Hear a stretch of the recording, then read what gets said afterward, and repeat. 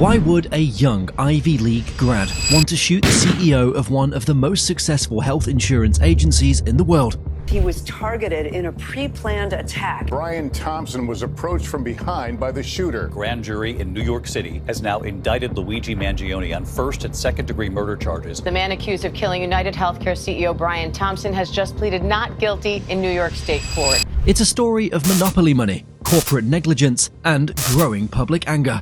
Thompson's death may be more than just a tragic event. It might mark the tipping point in America's healthcare crisis. From insurance denials to inflated drug costs, this case is fueling the fire of a nation's frustration with the system that's supposed to protect them. Will this lead to real change or just another corporate cover-up? Stay with us as we dive deep into the details, the speculations, and the very future of healthcare. This is just the beginning. Let's talk about UnitedHealthcare, one of the biggest health insurers in the world, and how it got to where it is today. The company was founded back in 1977 with a mission to make healthcare more affordable and accessible for Americans. It was a small start, but it was a start that would grow into something much bigger over time. As the years went by, UnitedHealthcare began making some smart moves. It wasn't just about offering traditional health insurance anymore. In the 1980s and 1990s, the company expanded into government programs like Medicare and Medicaid, allowing them to provide coverage to millions more people who needed it, but couldn't afford typical health insurance plans. By tapping into both public and private sectors, UnitedHealthcare grew into one of the leading players in the insurance game. The company didn't stop there. It started offering services for businesses, helping employers provide health coverage for their employees. That's where things really began to take off. UnitedHealthcare didn't just stop at insurance, they also invested a lot of money into technology. This helped them create new ways for people to manage their health, from apps to telehealth services.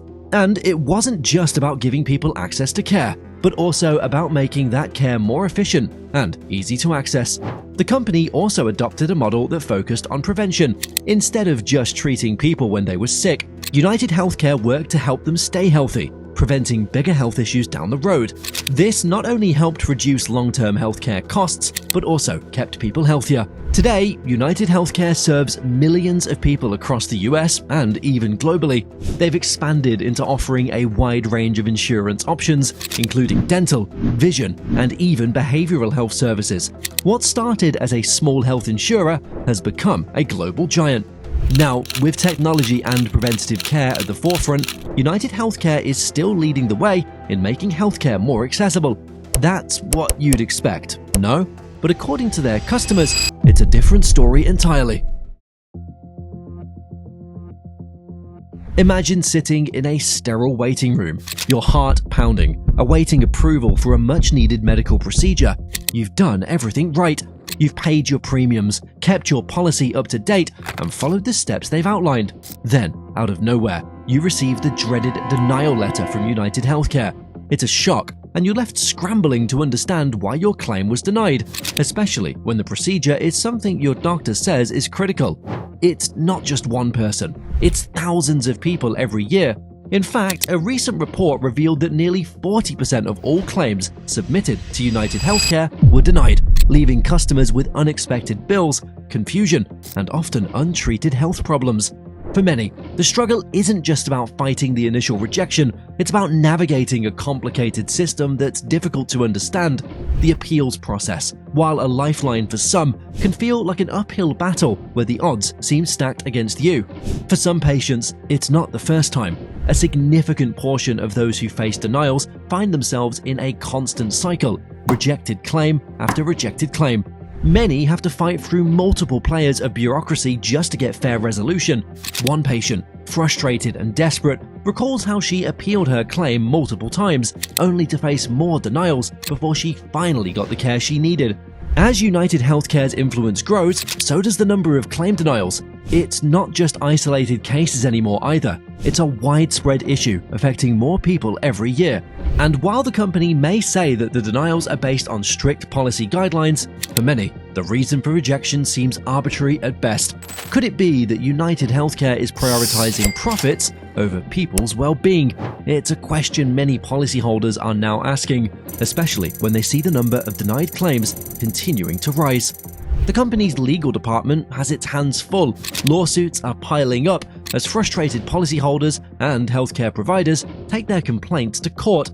Patients aren't just asking for their claims to be paid, they're fighting for the principles that insurance companies should be fair and transparent with their customers. And it's not just about money, it's about trust. When people entrust their health to a company, they expect that company to follow through on its promises. UnitedHealthcare might have been built on the idea of making healthcare more accessible, but with nearly half of its claims being denied, that promise is starting to feel hollow, especially under their former CEO, Brian Thompson. Brian Thompson's rise to the top of UnitedHealthcare was nothing short of remarkable. Joining the company in 2004, Thompson quickly made a name for himself, impressing with his strategic mind and dedication. By April 2021, he had ascended to the role of CEO, the leader of the largest private health insurer in the United States, a company that covered millions of Americans. Under Thompson's leadership, UnitedHealthcare became a powerful force. His vision expanded the company's influence far beyond traditional insurance, extending into innovative healthcare services. The company didn't just sell coverage, it started offering tech solutions, creating new ways for patients to manage their health and get care through telehealth. Thompson believed that healthcare wasn't just about providing insurance, but also about improving the entire experience for people. His leadership was instrumental in shaping the future of healthcare for millions. But Thompson's journey wasn't without controversy. As UnitedHealthcare grew, so did the scrutiny. In May 2024, he became embroiled in an insider trading lawsuit. The allegations were grave. Thompson had sold $15 million of his stock just before news of an antitrust investigation involving UnitedHealth Group broke. The lawsuit, filed by the City of Hollywood's Firefighters Pension Fund, claimed Thompson and other executives stole over $117 million in stock without revealing the investigation to the public. From there on, Thompson's story only took a tragic turn. On December 4th, 2024, as he walked into a hotel in Manhattan for an investigator meeting, he was shot in the back by a masked assailant. The shocking murder sent waves through the world and left his family and colleagues in disbelief. The killer, later identified as Luigi Mangione, a young Ivy League graduate, had left behind a handwritten document detailing his disdain for corporate America. The motive for the murder seemed unclear at first, but Thompson's widow, Paulette, later revealed that her husband had been receiving death threats in the weeks leading up to his death. Some believe the threats were linked to issues surrounding medical coverage, though the details remained murky. Or so the police would like you to believe. As the police closed in on Mangione, the deeper connections to corporate America and its critics started to surface. Thompson had been a central figure in a company that represented everything Mangione seemed to despise, which of course led him to shoot the CEO. On December 4th, 2024, Brian Thompson, an executive at UnitedHealth, was shot outside the Hilton Midtown in New York. The shooter, Luigi Mangione, a tech-savvy individual, used a 3D printed gun to carry out the attack. The weapon was untraceable, making it nearly impossible to trace it back to him. After the shooting, Mangione fled the scene quickly, using an e-bike to make his escape into the busy streets of New York. The shooting shocked the city, especially because the suspect had no criminal history. Mangione, an Ivy League-educated man with an expertise in tech and software development, seemed an unlikely suspect. Police, however, quickly pieced together his movements and identified him. The use of a 3D printed gun, it raised questions about the growing use of advanced technology in crimes. This wasn't just a random shooting. For 6 days, authorities chased Mangione, but he managed to evade capture. On December 10th, he was found in Altoona, Pennsylvania, far from the crime scene. His capture didn't just end the manhunt, it opened up more questions. At the scene, police reported they found cryptic notes about the insurance industry, suggesting that there may have been a deeper motive behind the murder. Brian Thompson's job at UnitedHealthcare, it made the attack stand out. UnitedHealth is one of the largest health insurers in the US, and Thompson was a key player in the company. But was the murder related to his work in insurance, or was it personal? The cryptic messages found at the crime scene hinted that Mangione may have had an issue with the industry Thompson was part of. What's even more alarming is the way Mangione used technology to plan the attack. The gun used in the shooting was a 3D printed model, a growing trend in crime as technology advances. Mangione's ability to create such a weapon speaks to his skill set in tech and his understanding of modern tools. It made the crime not only harder to solve, but more dangerous in its implications. Surely, something must have sparked this outburst. That's what everyone now wants to know. The attack happened quickly, without warning. Thompson was walking to attend a high-profile conference when he was confronted by an assailant who shot him multiple times. In a matter of minutes, the life of one of the country's most prominent executives was ended. Authorities scrambled to find the killer, and an investigation began almost immediately. Soon after the murder, investigators turned to security footage from the area. That's when the police first caught sight of the subject, 26-year-old Luigi Mangione. It wasn't long before police tracked him down. He was arrested in Altoona, Pennsylvania, after a tip from an alert McDonald's employee. Mangione had been on the run for several days, and this lead was crucial in helping police close in on their suspect. What authorities uncovered was more bizarre than anyone could have predicted. When they arrested Mangione, they found him carrying more than just a gun. He was also in possession of fake identification, a firearm, and a suppressor. But the most puzzling discovery was a handwritten note. This piece of evidence suggested a planned attack, not a random act of violence. But there was more. Police began to look deeper into Mangione's movements before the shooting. It turns out the young man had checked into a hostel near the Hilton Midtown under a fake name. He'd also been spotted near the Port Authority bus terminal in the days leading up to the crime. Authorities believe Mangione had been stalking Thompson, patiently waiting for the perfect opportunity to strike. It was clear this was no ordinary murder. In an unexpected twist, investigators also discovered something before his arrest, a backpack left behind at Central Park. When they opened it, they found something even stranger: Monopoly money. The significance of this discovery remains unclear, but it has raised even more questions about Mangione's motivations. Why Monopoly money? Was it a sign, a clue, or just part of a bizarre plan? Then the investigation took another dark turn. As Mangione's past came into focus, authorities found that he had suffered a serious back injury sometime prior. This injury, the public suspect, might have been part of what made him rage against the industry. There are also speculations that UnitedHealth may have denied claims for Luigi's grandparents, something else that may have radicalized the claims adjuster, as he's been called by the public. What truly set this case apart, however, is the discovery of something even more chilling. The bullets recovered from Mangione included 3 words that many who have dealt with health insurance know all too well: deny, defend, dispose. Authorities are now working out to figure out if these words were a personal creed or part of a larger, deeper plot. Was Mangione trying to send a message, or was this part of an organized effort? The meaning remains unclear, but these words could hold the key to unlocking the truth. Of course, they're not listening to the public opinion on these, which has caused even more theories to emerge. It's hard to ignore the chilling sense of planning and forethought that went into Thompson's murder. Mangione wasn't just a random gunman, he was a man with a purpose, a motive, and a detailed plan. Investigators are still working to uncover the full scope of this tragic event, and the FBI has now stepped in to help unravel the mystery. But to the public, this is as clear as day: a man wronged and his vengeance. Why do many relate to that? As a high-profile figure at the helm of one of the largest health insurance companies in the US, Thompson's death is now seen as more than just a personal tragedy. It's become a symbol for the ongoing struggles millions of Americans face when dealing with insurance companies, medical costs, and the growing discontent with the healthcare system. For many, the bureaucracy of healthcare is an exhausting, infuriating, and seemingly endless struggle. From insurance denials to sky-high drug costs, navigating the healthcare system, it can feel like an impossible task. According to a 2023 survey by the Kaiser Family Foundation, nearly 1 in 4 Americans have reported that they or a family member were denied coverage or experienced significant delays in care. The situation is often compounded by skyrocketing prescription costs, with the US spending more on prescription drugs than any other country in the world, costs that frequently prevent people from getting the care they need. It's in this climate of widespread dissatisfaction that Thompson's murder becomes even more poignant. He wasn't just a CEO, he was a symbol of corporate culture that many see as indifferent to the struggles of ordinary people.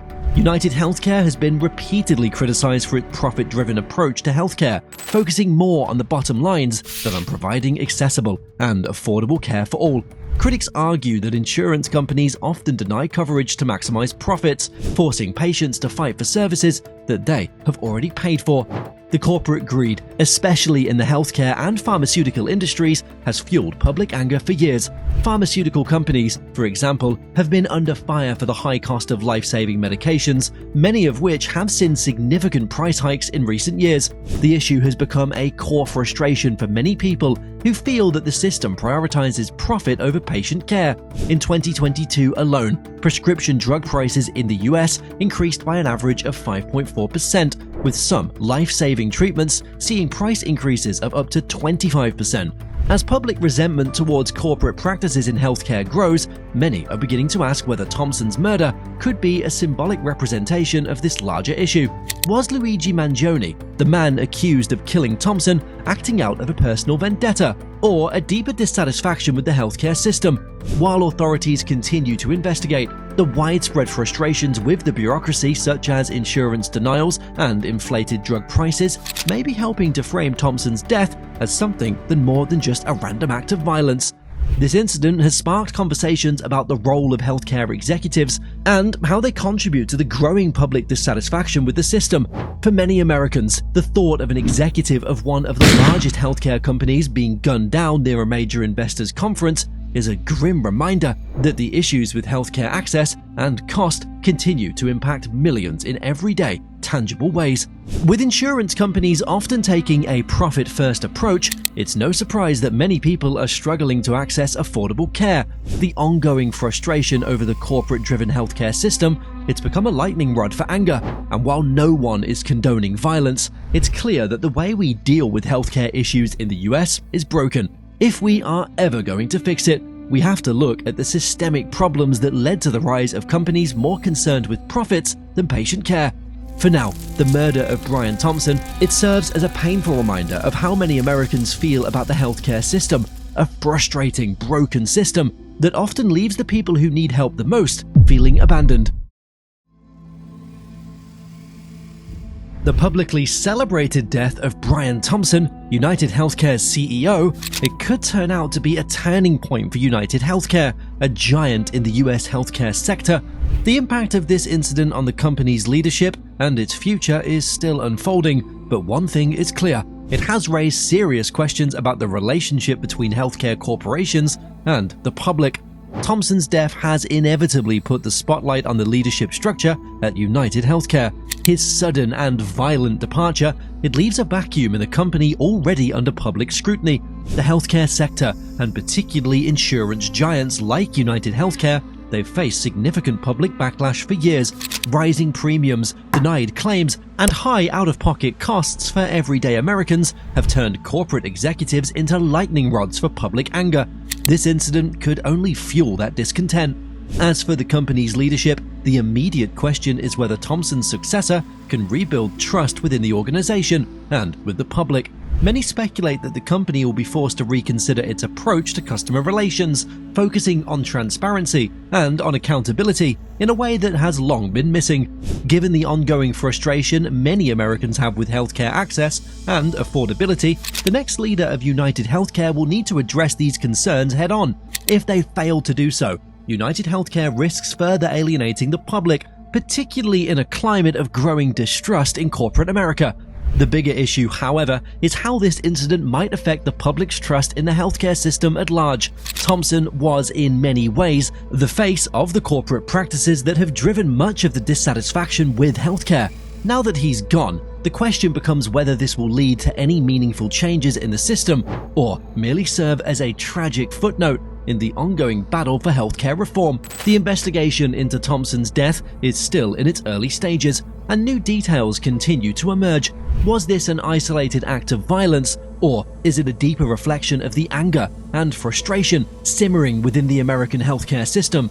Only time will tell, but the impact of this tragedy is far from over. For now, all we can do is wait for answers and hope that this shocking event leads to a real reckoning in the way Americans experience healthcare. Stay tuned as we continue to bring you the latest developments in this ongoing story.